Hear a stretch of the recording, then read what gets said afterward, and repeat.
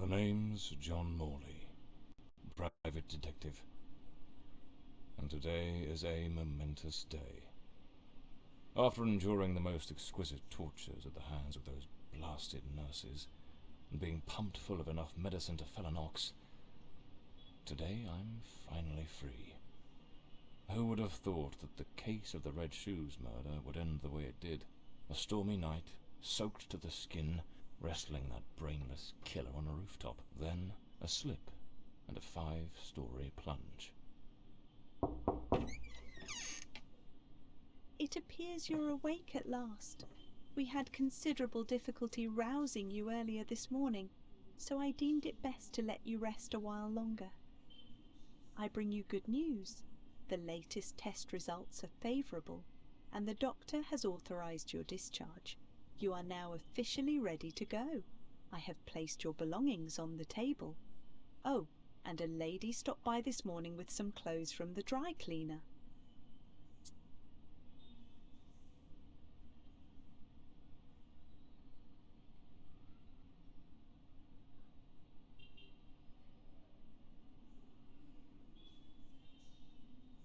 I've been having nightmares. The doctor has prescribed some medication that should help address any residual effects. This should assist in alleviating your nightmares.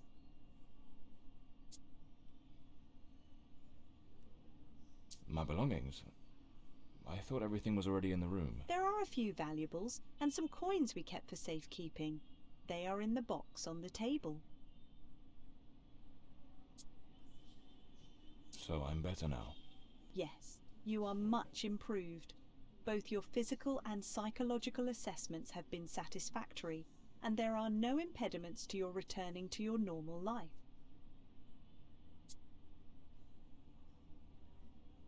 A woman brought my clothes from the dry cleaner. Was it Penny? I couldn't say. She arrived quite early, before my shift began. I've placed the garments in the wardrobe to keep them from getting wrinkled. Now, if you'll excuse me, I have other patients to attend to. I wish you all the best.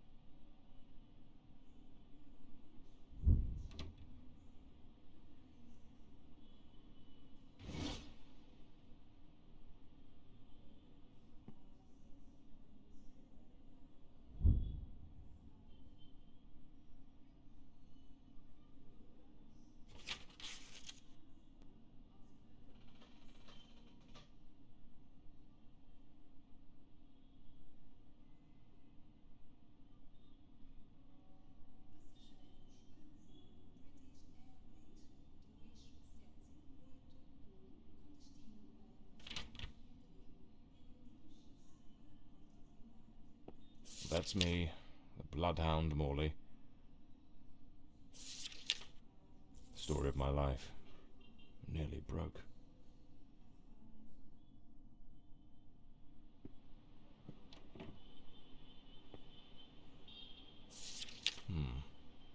So the mystery woman who took my clothes to the cleaners was Penny after all. Seems she's still got a soft... These do a fine job of well-structured shoulders. Looks brand new. The collar's... I usually use the whip. I should get myself a pair of derbies. Or brogues. They're much more comfortable. Besides, if I slipped, it was because of those damned hard socks. Blimey, what a fool I took onto that rain-soaked pavement. And to top it off, with that downpour, I ruined my best suit. But, well, that's all water under the bridge now. Quite literally. I better get dressed. Blimey, it's nearly noon. I must have lost track of time in those blasted nightmares.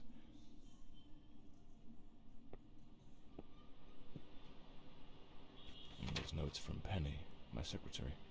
She must have left it here a few days ago while I was still under observation.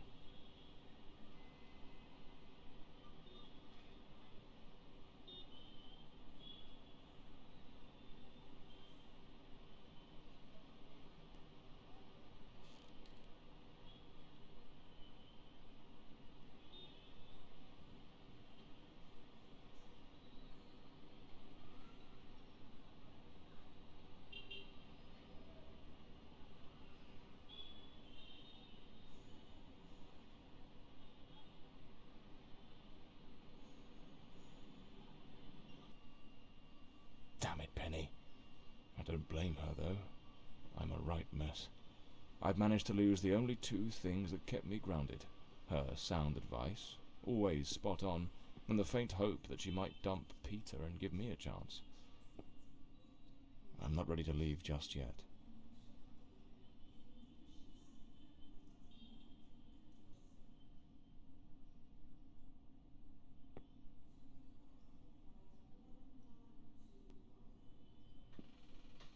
Trench coat and fedora hat.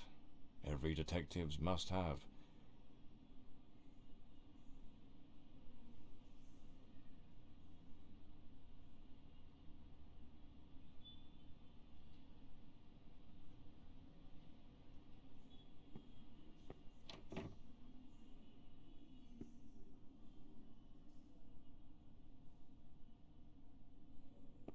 I better hurry up. Just like Penny says in her note, I might have a new client this afternoon. And with the way things are going, I can't afford to let that slip away.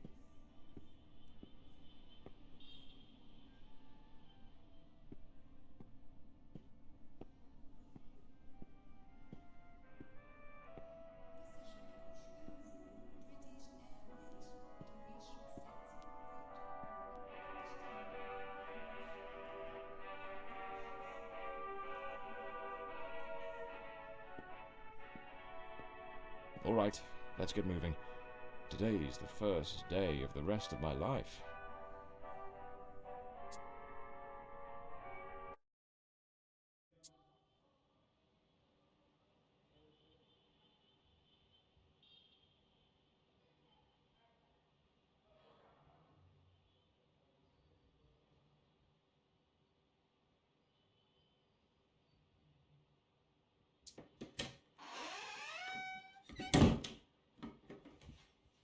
Back again.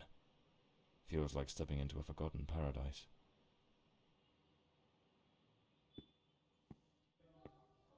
Everything's got that same old charm, and yet feels oddly new. This hospital stint's given me a bit of a new outlook. Maybe I'll take it a shade easier from now on, sticking to cases that don't demand a trip to the morgue.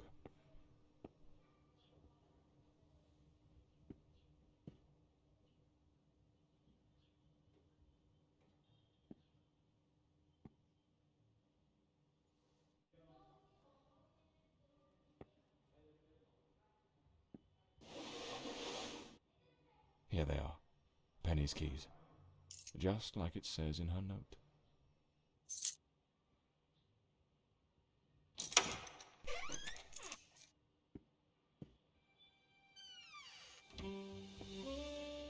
Even the coppers missed it.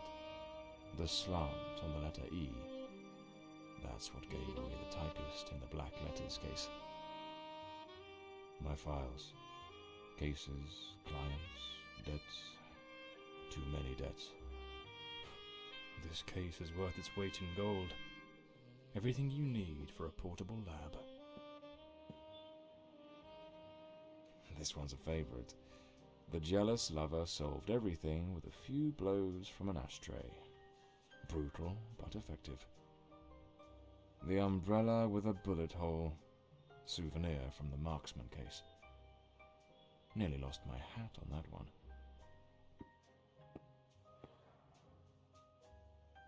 Penny's desk. I ought to give her a ring. Try to sweet talk her into coming back. If this new client brings in some decent dough, maybe I could settle what I owe her, and use a little charm to win her over.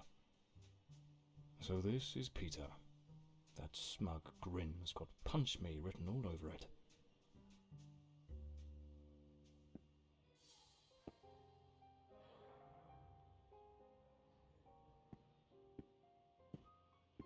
The murder weapon from the cadaver collector case. Nasty business, that one. The case of the Red Shoes murder. One of the most complicated I've faced. Finally. Case closed.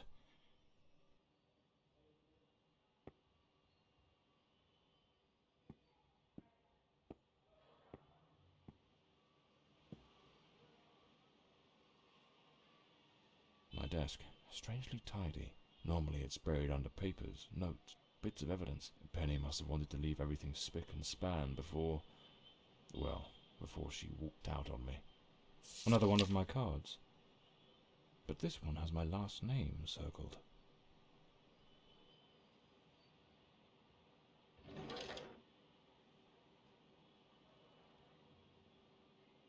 The drawer.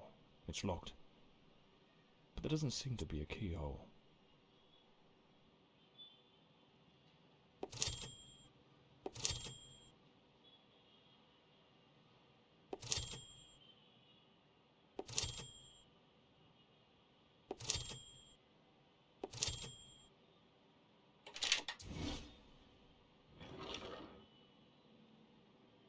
My Smith & Wesson, in perfect condition. You never know when it'll come in handy. The Scarlet Page. I trust Penny didn't go snooping through my things while I was away. Oh, my apologies, madam. I didn't hear you come in. I was a bit distracted. Good afternoon, Mr. Morley. I trust your assistant informed you of my visit as promised. My apologies. I was rather engrossed and didn't notice your arrival. To whom do I owe the honour of this meeting? Lady Margaret Fordside, the 4th Countess of Bloomsbury. Lady Margaret, could you tell me what brings you here today? How can I assist you? I shall endeavour to be as candid as possible. 20 years ago, when my daughter was just 18, she was brutally murdered. It happened at our family estate, Bloomsbury Manor. Someone slipped into the house unnoticed, and upon reaching her room, delivered 5 fatal stab wounds to her chest, lungs, and heart. The police, eager to close the case, hastily blamed and condemned 2 violent thieves who clearly had nothing to do with her death. The investigation was closed, and justice was never served. I am prepared to offer you £30,000 if you take on this case, and a further £30,000 if you can solve it and bring the true killer to light. Tell me, Mr. Morley, will you accept this case? I understand your distress, Lady Fordside. But before I commit to anything, might I trouble you with a few questions? By all means, Mr. Morley. Ask whatever you must.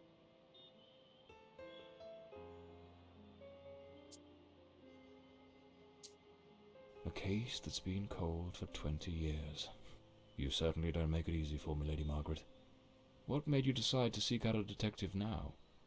For over 2 decades, I've fought tirelessly to have the case reopened, to prove that the real murderer escaped justice. But all in vain. Neither solicitors nor well-meaning police friends, nor even journalists hungry for a dark story have managed to uncover anything. Then one day, I read about your success in solving the case of the Red Shoes killer. Regrettably, I also learned of the unfortunate incident that left you hospitalized with grievous injuries. On the advice of your secretary, Miss Penny, I waited patiently for your recovery. And now, here I am.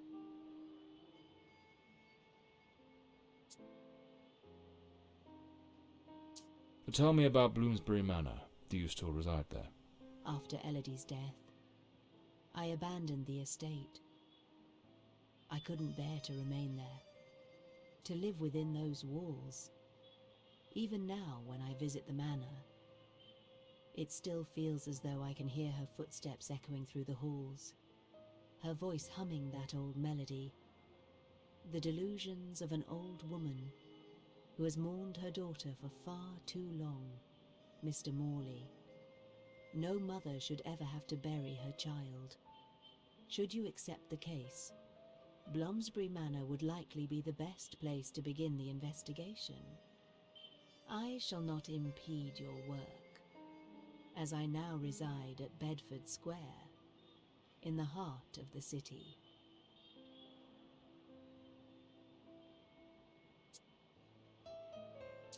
Tell me about the men the police arrested. Why are you so certain they weren't guilty? 2 days after the murder, the police arrested a pair of violent thieves who were terrorizing the county at the time. Though they swore their innocence in my daughter Elodie's death, their criminal record completely undermined their defense. Seizing the opportunity, the police locked them away for their other crimes, and the case was closed. But what has always struck me as suspicious is that nothing was stolen on the night my Elodie was killed. If those thieves were truly the culprits, why would they murder her and then leave without taking a single piece of silver? It doesn't add up, Mr. Morley. Tell me, were there any witnesses? Did anyone see or hear anything? It happened at midnight. The house was practically empty at the time, with only a few servants and a guest who was sleeping in the west wing. I was the only one who might have heard something, as my room was next to hers. Unfortunately, I had taken a sleeping draught and fell into a deep slumber. It is a decision I shall regret for the rest of my days. Well, I believe I have all the information I need to get started. I accept the case, and will begin the investigation immediately. I'm pleased to hear that. My butler will bring you the £30,000 tomorrow morning. Now, if you'll excuse me, I have matters to attend to. Once you uncover the culprit, contact me at once, and I shall promptly deliver the remaining £30,000. Please, Mr. Morley, unravel this harrowing mystery that has tormented me for so long.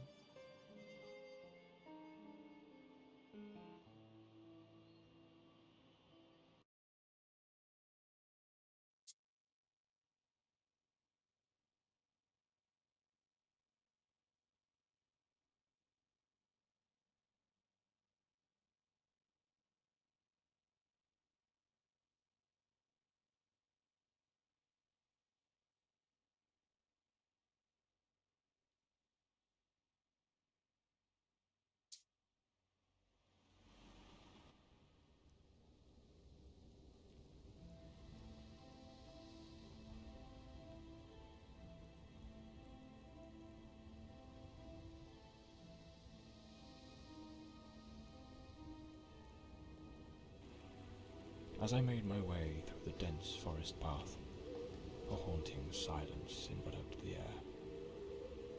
It was as though the very night of the crime still lingered here, shrouded in an eerie calm.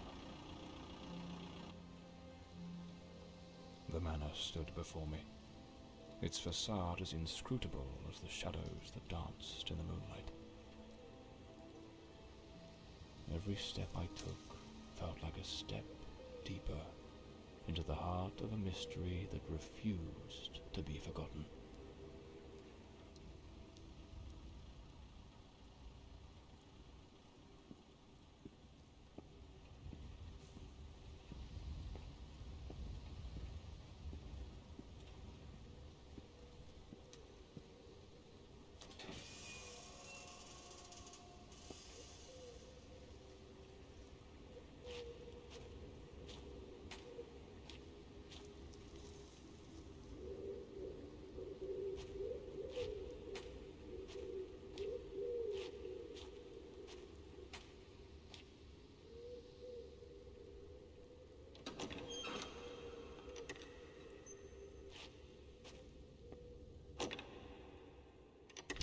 Not a sound. The stillness feels heavy, like it's hiding something.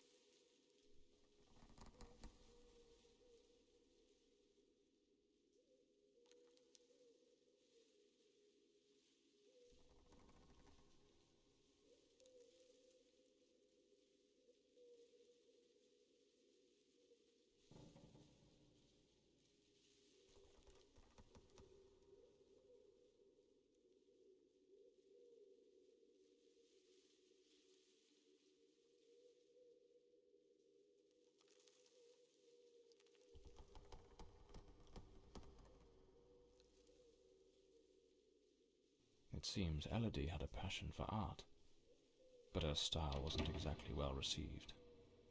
Disturbing, a blue moon, fitting for a place haunted by its own secrets.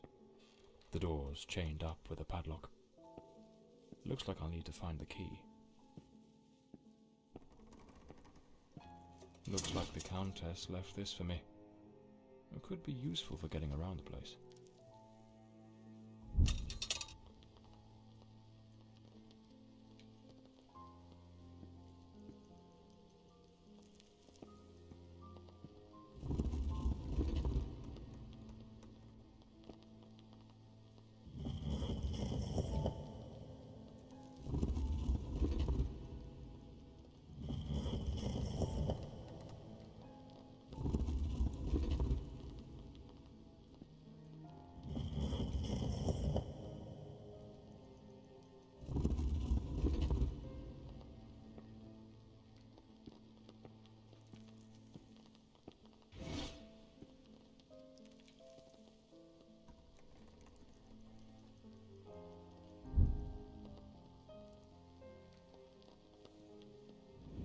So, the housekeeper left a note for the Countess, asking her to meet here on the day of the murder.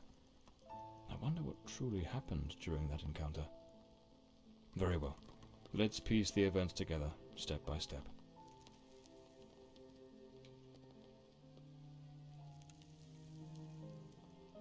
A globe resting in a beautiful wooden stand.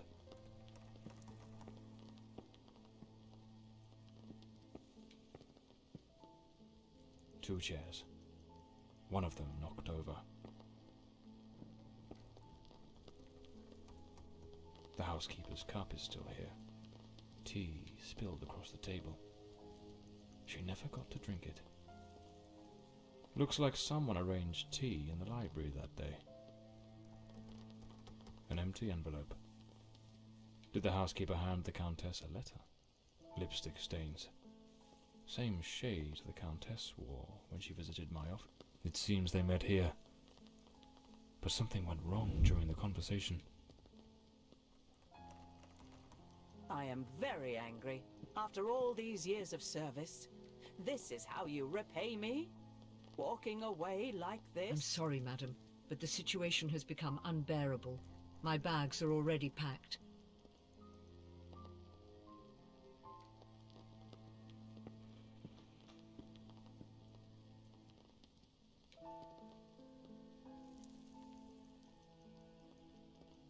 The lock has been concealed.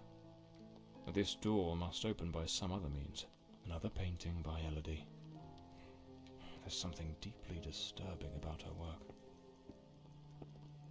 Looks like this is the Fordside family book, showing some of their ancestors.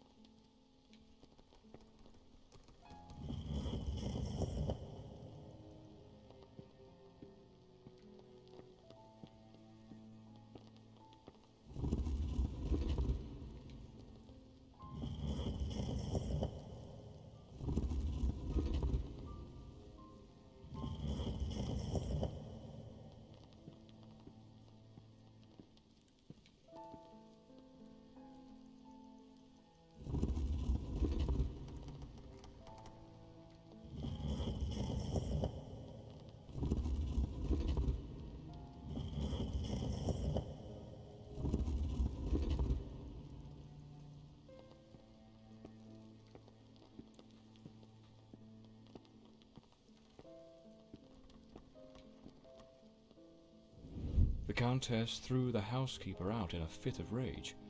In her haste, the housekeeper forgot one of her bags.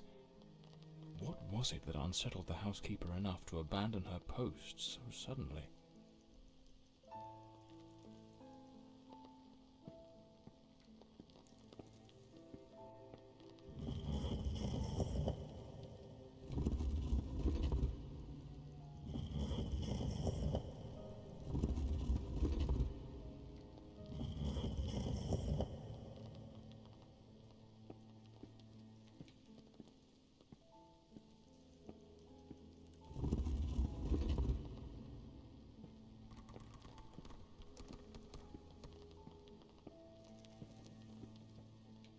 This must have been some sort of private study for the Countess.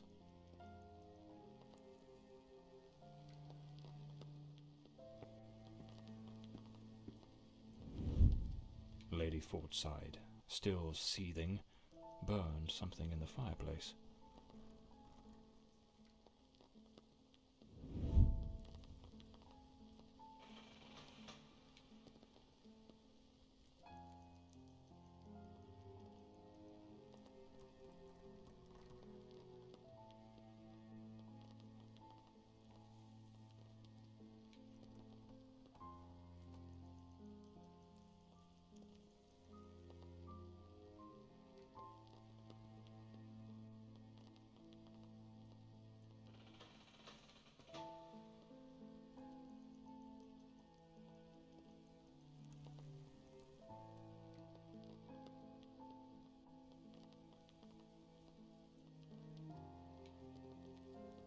The housekeeper resigned. Seems something, or someone, troubled her greatly. Enough to break the long-standing family tradition tying her to this place.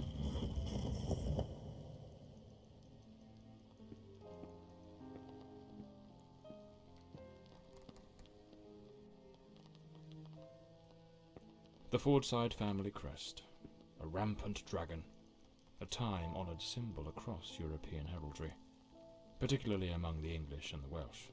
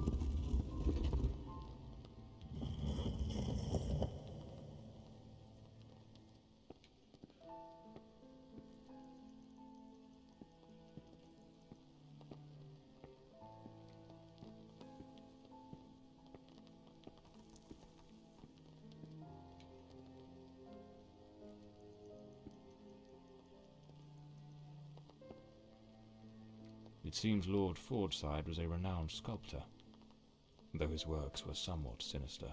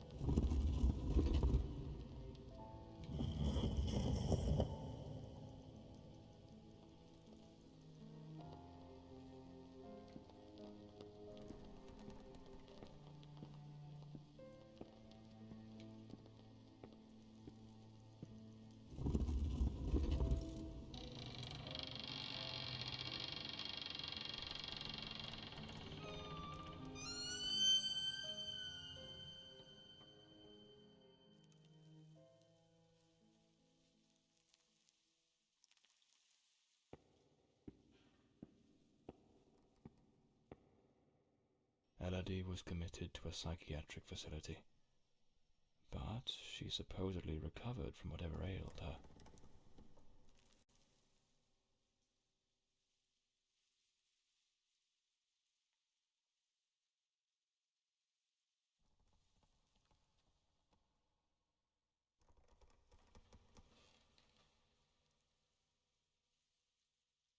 Lady Margaret and a young woman.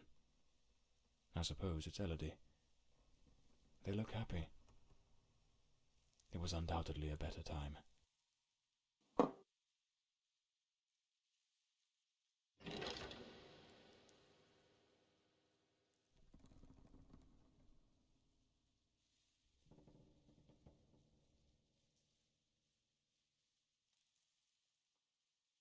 This looks like the key to the main hall. Could be my way into the heart of the house.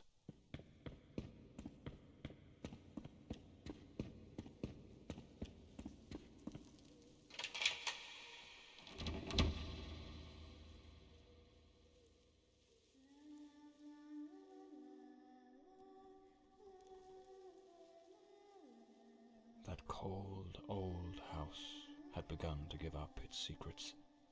For a fleeting moment, I thought I heard the voice of a young woman, softly humming a tune. And then it hit me, clear as a gunshot in the dark. A ghost from the past was ready to speak. A tale of love and dread. A mystery begging to be solved.